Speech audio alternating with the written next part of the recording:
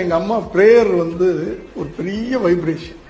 நான்லாம் இந்த நிலைமைக்கு இவ்வளவு சந்தோஷமாக, இவ்வளோ ஹாப்பியாக, இவ்வளோ வசதியாக நான் இருக்கிறேன் அப்படின்னு சொன்னால் அது என்னுடைய உழைப்பு மட்டுமல்ல, என்னுடைய உழைப்பு மட்டுமல்ல.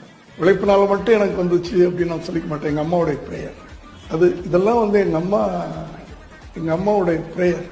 என் பிள்ளை இன்னைக்கு இந்த நிலைமையில் இருக்கிறார் அப்படின்னு சொன்னால் நான் அப்படி தான் எடுத்துக்கிறேன். எங்கள் அம்மாவுடைய ப்ரேயர். ஏன்னா விஜய் பெரும்பாலும் எங்களோட படுத்த நாட்கள் ரொம்ப கம்மி. அவருக்குன்னு ஒரு ரூம் இருக்கும், ஆனால் அங்கே படுக்க மாட்டார். எங்கள் அம்மாவோட தான் படுப்பார். ஆச்சின்னு எங்கள் அம்மாவோட தான் படுப்பார். ஒரு நல்ல பழக்கப்படுத்திட்டாங்க எங்கள் அம்மா. 2 பேரும் ஒரே கட்டில் படுப்பாங்க. அப்போ இவர் தலானி கடியில் ஒரு சின்ன பைபிள், இவ்வளவு சைஸில் பைபிள் வரும். அந்த பைபிள் அவன் தலானி கடியில் இருக்கும். ராத்திரி படுக்கும்போது ஒரு வேர்ஸ் படிச்சுட்டு தான் படுக்கணும். பேசிக்கலாவே நீங்க ஸ்பிரிச்சுவலா கடவுள் நம்பிக்கை உங்களுக்கு ஜாஸ்தியா இருக்கா இல்லையா, என்ன விஷயம்? இருக்கு. நம்ம ஃபர்ம் பிலீவர் தான்.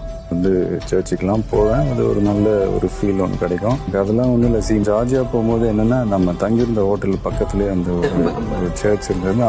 போகிற வழியிலேயே பார்த்தேன். சென்னையில் அடிக்கடி போக முடியறது இல்லை. சரி, அங்கே போய் நம்ம ஒரு வணக்கத்தை போட்டு God belief இருக்கு. எஸ்.